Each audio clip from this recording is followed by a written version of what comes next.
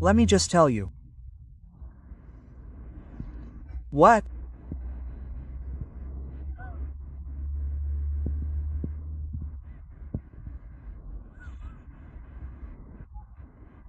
But my son, how are you going to tell a story to Humbertico?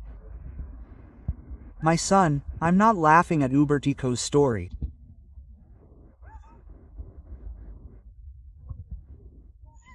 I'm laughing at why Humbertico bothers telling that story.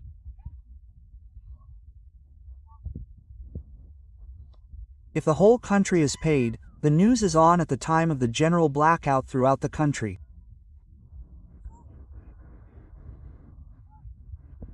Why? Why would Humbertico tell that story? If the people of Cuba don't have time, if the 2 hours of electricity aren't enough to cook, they're going to spend the whole day in front of the television listening to Uncle Humberto's stories. Uncle Humberto tells stories. Do you remember Aunt Tata? She tells stories. And look at that, adding pain to pain.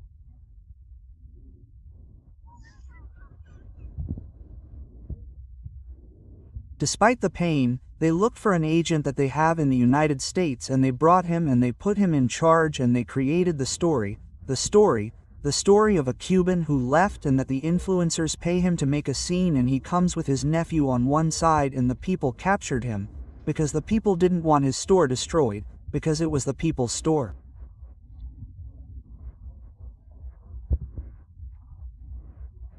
Yes, that's fine. Yes, that's fine. Why not? Grandma Caridad said, but son, are you going to believe he's a communist? He told me, don't you know that a communist is not believed? He is not believed even when he says something.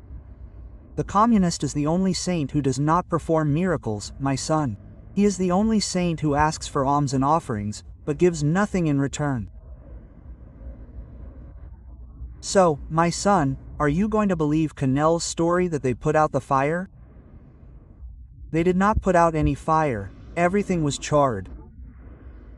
But he has to sing victory because, what is he going to say? I was looking at the satellite images. Excuse me, and although I am not happy about the disaster, it is an inevitable consequence of what they have done over 63 years. Oh, you do not want to end civil society and the private economy. There are the consequences, right? And the misfortunes that are missing. It is not the one that has happened that is missing. And so it will be one after another, because as the years go by, the deterioration is greater. The deterioration is greater. Let the bridges start falling apart because they have to fall, because the foundation and structure can't hold up, and everything will collapse, and they're asking for water as a sign. This is the moment for the people of Cuba. This is the moment that the people of Cuba have to take advantage of, because even though they won't be saved by the one who invented salvation, they can't be allowed to recover.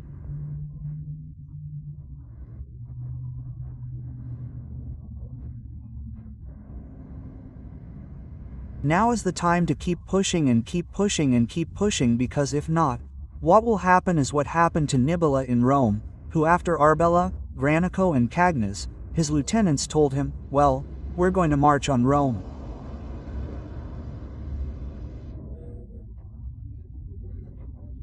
And he did not want to march on Rome because he said that Rome was finished. And he spent 15 years in Roman territory, plundering and destroying everything. And those little boys that he did not want to kill because they were children, grew up and became men. And that boy who escaped from the Sion battle with his wounded father Scipion, grew up, and as he saw and learned the war strategy of the Carthaginian, he landed in Samia and destroyed it there. Why? Because Hannibal let them recover. So, this is the time for the people of Cuba. Now they are finished. They already have the sword. They are against the wall with the sword at their throats. All they need to do is push. They are already finished.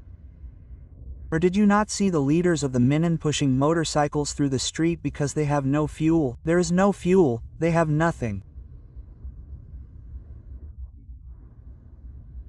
And so, but if the people wait for them to recover, there will be tyranny for a while, because they are not going to give you an advantage.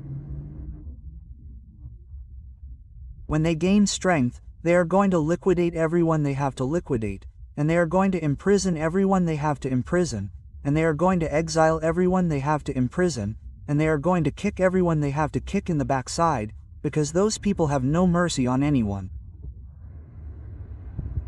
So you know what they are going to do. There is the opportunity that the people of Cuba are waiting for. The people of Cuba have caught you with your pants down, in the bushes, on all fours doing. Raise your hands, Canel, because we have you surrounded. You are in that situation. Now the people should not give you the death blow for your cowardice of not taking to the streets. That is their business. They are finished, so you know what they are going to do.